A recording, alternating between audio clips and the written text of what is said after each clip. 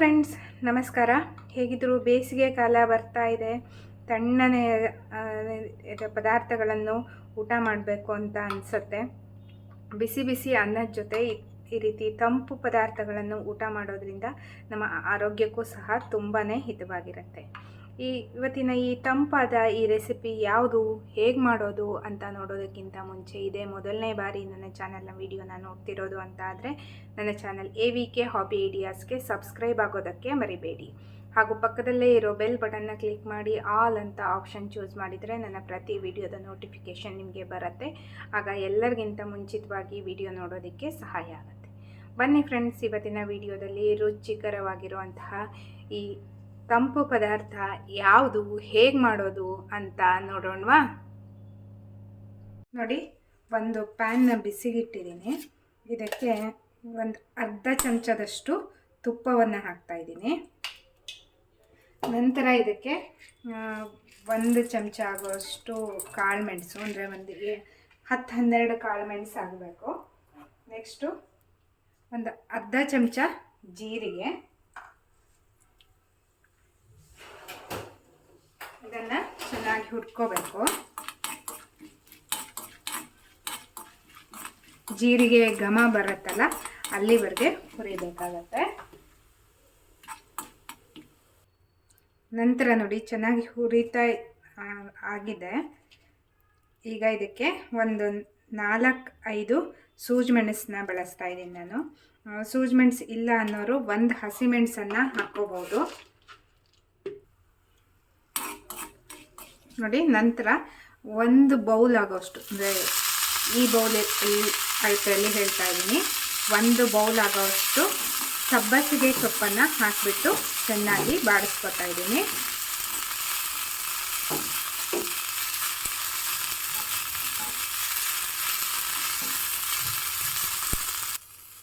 ನೋಡಿ, ಸಬ್ಬಸಿಗೆ ಸೊಪ್ಪು ಚೆನ್ನಾಗಿ ಬಾಡಿದೆ. ಇವಾಗ ಅದೇ ಕಪ್ಪಲ್ಲಿ 1 ಕಪ್ಪು ತೆಂಗಿನ ತುರಿ ಹಾಕಿಬಿಟ್ಟು ಸ್ವಲ್ಪ ಬಾಡಿಸ್ಕೊತಾ ಇದ್ದೀನಿ. ಅಂದರೆ ಸ್ಟವ್ನ ಆಫ್ ಮಾಡಿಬಿಟ್ಟು ಬಾಡಿಸ್ಕೊಂಡ್ರೆ ಸಾಕಾಗತ್ತೆ.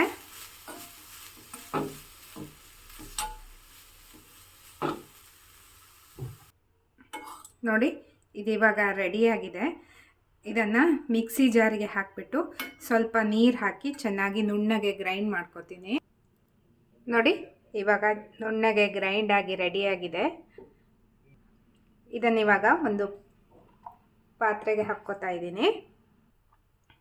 ನಂತರ ಮಿಕ್ಸಿ ಜಾರಿಗೆ ಒಂದು ಅರ್ಧ ಲೋಟ ನೀರನ್ನು ಹಾಕಿದ್ದೀನಿ.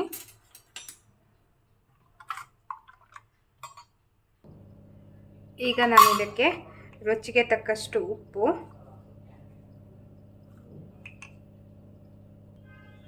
ಸಿಹಿ ಬೇಕು ಅನ್ನೋರು ಸ್ವಲ್ಪ ಬೆಲ್ಲವನ್ನು ಹಾಕ್ಕೋಬೋದು.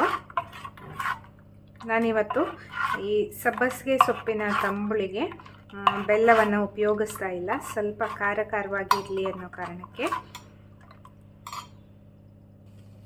ನೋಡಿ, ಇದಕ್ಕೆ ಇವಾಗ ತುಪ್ಪ, ಸಾಸಿವೆ, ಒಂದು ಒಣಮೆಣಸು ಹಾಕಿಬಿಟ್ಟು ಒಗ್ಗರಣೆ ಹಾಕ್ತಾ ಇದ್ದೀನಿ.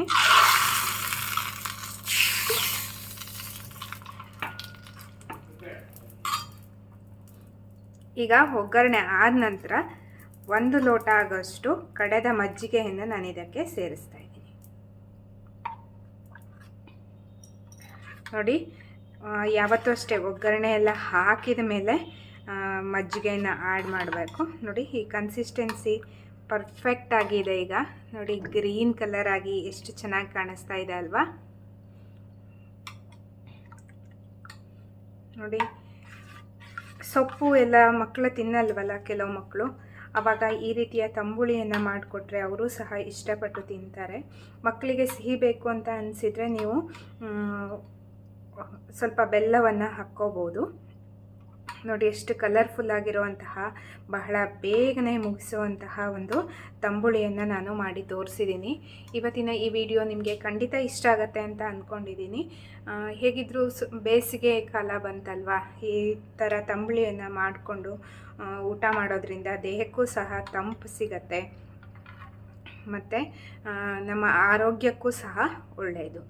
ಇವತ್ತಿನ ಈ ಸಬ್ಬಸಿಗೆ ಸೊಪ್ಪಿನ ತಂಬುಳಿ ವಿಡಿಯೋ ನಿಮಗೆ ಇಷ್ಟವಾಯಿತು ಅಂತ ಅಂದ್ಕೊಂಡಿದ್ದೀನಿ. ಮತ್ತು ಈ ವಿಡಿಯೋಕ್ಕೊಂದು ಲೈಕ್ ಕೊಡೋದಕ್ಕೆ ಮರಿಬೇಡಿ. ಹಾಗೂ ನಿಮ್ಮ ಅನಿಸಿಕೆಗಳನ್ನು ಕಮೆಂಟ್ ಸೆಕ್ಷನ್ನಲ್ಲಿ ತಿಳಿಸಿ. ನಿಮ್ಮ ಫ್ರೆಂಡ್ಸ್ ಆ್ಯಂಡ್ ಫ್ಯಾಮಿಲಿ ಎಲ್ರಿಗೂ ಈ ವಿಡಿಯೋನ ಶೇರ್ ಮಾಡಿ. ಎಲ್ಲರಿಗೂ ಕಲಿಸೋಣ, ನಾವು ಸಹ ಕಲಿಯೋಣ. ಎಲ್ಲರನ್ನು ಬೆಳೆಸೋಣ, ನಾವು ಸಹ ಜೊತೆಗೆ ಬೆಳೆಯೋಣ. ಮತ್ತೆ ಒಂದು ಹೊಸ ವಿಡಿಯೋದೊಂದಿಗೆ ಭೇಟಿಯಾಗೋಣ friends. Until then take care, bye. Thank you for watching friends.